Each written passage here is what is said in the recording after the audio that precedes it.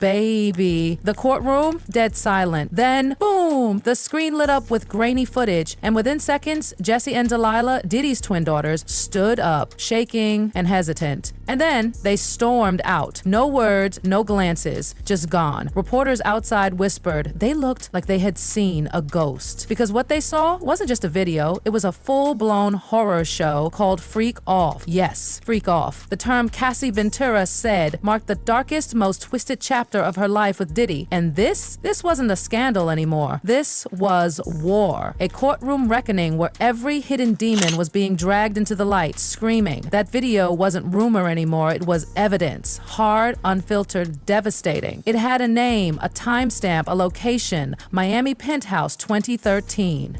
And honey, the minute the judge ruled in favor of showing it to the jury, the entire courtroom started holding its breath. The defense, they fought tooth and nail to keep it hidden. They begged, pleaded, screamed about context, but the judge said what we were all thinking. Let the jury see the truth. Cameras went off, lights dimmed, and inside that courtroom, just the jury, the attorneys, Diddy, a few selected observers, and his family, including those daughters, and Cassie sitting there, silent, 8 months pregnant, not flinching, just ready. But Diddy, Diddy was a different story. The minute that video started rolling, his whole body changed. No more puffed up chest, no more smug little smirk. He slouched, clasped his hands, eyes locked on the screen, and right in the middle of that hellish footage, his girls cracked. One of them muttered, "No, I can't," before bolting out. Reporters caught them outside the courthouse, stone-faced, escorted by security, no words. And no one blamed them. Was that video? It was dark, disturbingly orchestrated. Prosecutors described Cassie with an unknown man in a fully choreographed scenario. Behind the camera, allegedly Diddy, giving instructions. That's right, he wasn't just watching, he was directing. Even though parts were redacted and some of it blurred, it didn't matter. The emotional weight hit like a brick wall. Jurors were shook. One literally wiped tears from her face. Another stared blankly, clenched jaw like he wanted to scream. Because this wasn't salacious. This was confirmation. Confirmation that Cassie was never exaggerating. This wasn't a relationship. It was control. It was domination. It was a performance built on trauma. Every angle, every setup, every whisper in the footage. Match Cassie's testimony down to the age, the time, the place, and when the screen finally went black, dead, silence. No one even breathed until the judge announced a 15-minute recess. Part 2, Cassie's courage, pregnant and powerful. Then came the part that nobody could have prepared for. Cassie stood up and walked to that stand like a woman with fire in her veins and history in her hands. Wearing motherhood-like armor, 8 months pregnant, she took off her coat, turned slightly toward the jury, and began. And sweetie, she held that courtroom. She started with the first time she heard the term freak off. She was 21, naive, confused. Diddy told her it was voyeurism, something to strengthen their bond. Huh? She said, it started off romantic, but it turned into something else entirely. But then she said, we both knew. He made sure we both knew. And the courtroom froze because Cassie wasn't just talking about cheating. She was talking about coexisting, being pushed into secrecy to protect the image, the empire, the illusion. And then she dropped something darker. Cassie claimed that when Kim confronted Diddy about his behavior, she was hospitalized a week later. Let that sink in. Cassie said he told her, she's fine. Don't say anything. And then, years later, Kim Porter dies. Official story, pneumonia. But Cassie, she wasn't buying it. Neither was Kim's ex, Al B. Shore, or even Quincy, Kim's son. And baby, Cassie came with the receipts. Prosecutors presented text messages from Cassie, saying she was scared of ending up like Kim. Why? Because I knew too much. And he knew that I knew. Okay, buckle up. Because the tea Cassie spilled next, it wasn't just scalding, it was screaming. Cassie looked the jury dead in the eye and said, it wasn't just him. He had help. That's right. Diddy didn't operate alone. According to her, there was a whole backstage crew helping him pull the strings. Names were named. David James, Christina Carrar, private security, assistants, travel agents. Not only were they watching, they were orchestrating. They made it happen. She said, if I didn't respond to his text, someone showed up at my door, sometimes security, sometimes Christina. Girl, this wasn't emotional control. This was full-blown surveillance. Diddy had her phone tracked, her messages, her location. She couldn't even have a friend over without him knowing. One time she tried, and the friend ghosted her. Later, Diddy told her, I warned her. She never asked how. She didn't have to. She told the court, I feared for my safety, but I feared for hers more.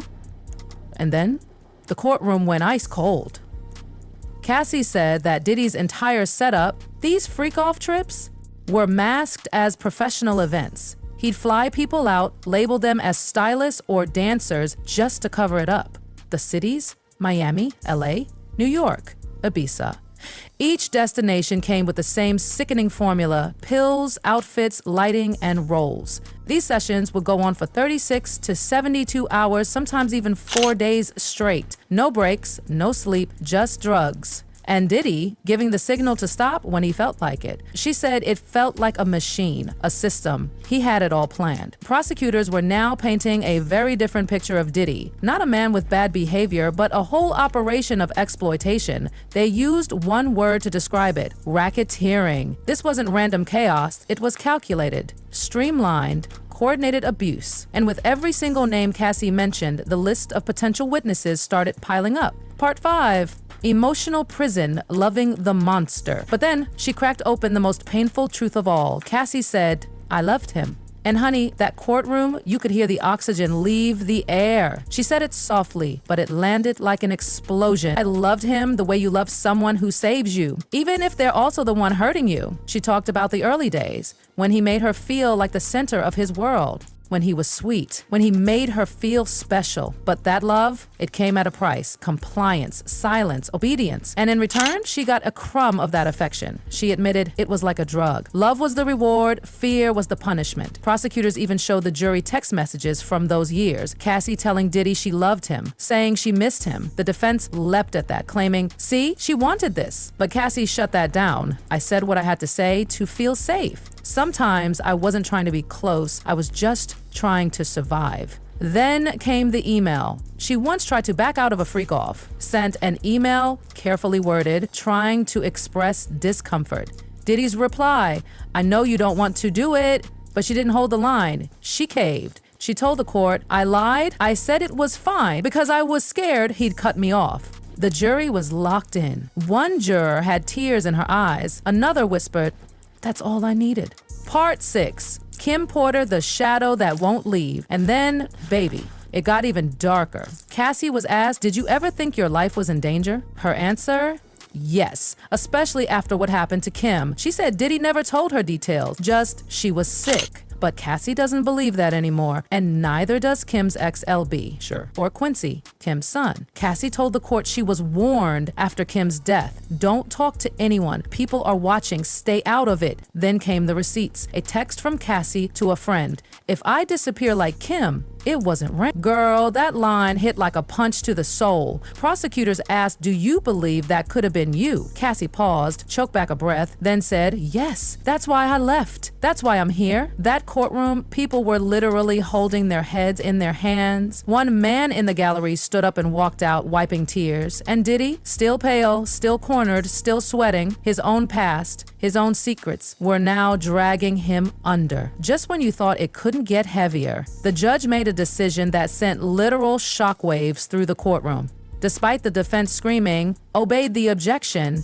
and waving every motion they had, the court allowed another freak-off video to be shown. And this time, it wasn't just rumored, it was confirmed to be shot by Diddy himself on his own camera, stored on a private hard drive, and secretly recovered by Cassie right before she walked away from his life for good. This wasn't speculation, this was a bombshell. The lights dimmed, the court fell silent, even the court's sketch artist stopped drawing. And then, the screen came alive.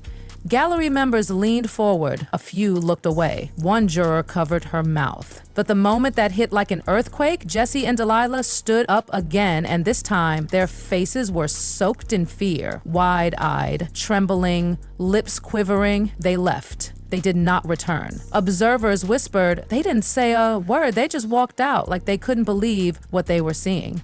The footage wasn't even explicit in a graphic sense. It was worse. It showed Cassie like a broken doll. Eyes shifting, posture rigid, movements robotic. She was following instructions. From behind the camera, Cassie's voice played faintly, trembling. That was the first time I cried in front of him, and he still picked up the camera. The prosecution didn't even need to add much. The courtroom saw it, and that made all the difference. The defense tried again. Consent. She said yes, but honey, it was over. The jury had seen enough.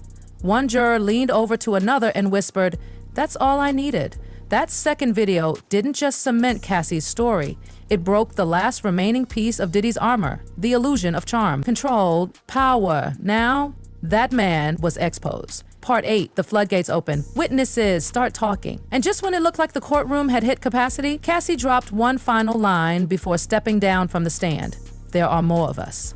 And baby, she was right. Because the next time the court convened, it was like the dam had cracked open. Former employees, drivers, assistants, even a hairstylist.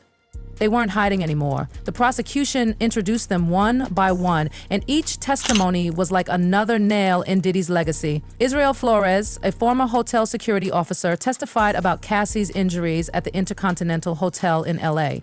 She had a bruised eye, he said. "I was told to ignore it, but I logged it anyway." Then came a former assistant, anonymous for her safety, who confessed she was told to transport locked briefcases across state lines. She said, "I didn't know what was in them, but I was told, don't ask, don't open, don't speak." She carried them with a burner phone. She now believes they held cash or drugs.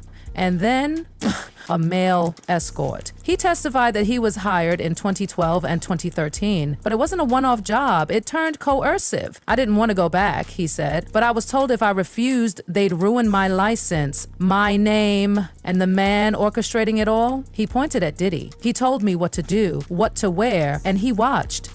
Every single one of these people painted the same picture: a system, a structure, a machine, NDA signed, money exchanged, people silenced, and at the center of it all, Diddy. Not as a man, but as an operation. Part 9, the fall of a legend.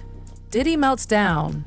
By this point, Diddy didn't even look like himself. The former mogul who once strutted into award shows and shook the world with his confidence now looked like a ghost. He was sweating, fidgeting, eyes darting around the room like a trapped animal. And then came the moment. During a short recess, Diddy suddenly stood up.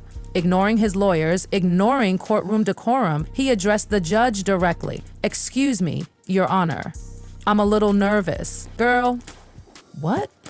The court went dead silent. Even the judge blinked and said, "Mr. Combs, you'll have your time," through counsel. But that one awkward, unscripted line said everything. The man who once ruled the charts, the clubs, the fashion, and the news now couldn't even speak for himself without unraveling. His world was crumbling. Part 10, the bodyguard returned, the gene dealer enters, and just when we thought the shockwaves were done, the prosecution hit us with a final sledgehammer. They announced their next witness, Gene Deal. Yes, that Gene Deal, Diddy's former bodyguard, the man who has been warning the world for years on podcasts, on interviews, on YouTube. People used to say he was bitter, crazy, looking for attention. Well, guess what? Now he was stepping into the witness box. The defense tried everything to block him. He's not credible. It's hearsay. But the judge denied them. "We'll take him on Monday," the judge said. And Diddy lowered his head. He knew. Oh, he knew. Gene Deal had the keys to the darkest closets in that empire. The freak-alls, the NDAs, the warnings, the burner phones, and the industry started to panic. Final image, the legacy shattered. The final image of the day wasn't the video or Cassie or even Gene Deal. It was Diddy sitting alone, silent, watching his twin daughters walk past him without even a glance. Not a single word, not a look of sympathy, just two broken girls exiting the courtroom of a man they once called Dad. The man who curated an empire, ran the charts, handpicked the trends, dominated the industry, now sat on trial for being a predator. And that courtroom no longer belonged to him. The video had shifted the narrative, but the witnesses, the ones he never thought would speak, they shifted the legacy. This wasn't a scandal anymore. This was a reckoning.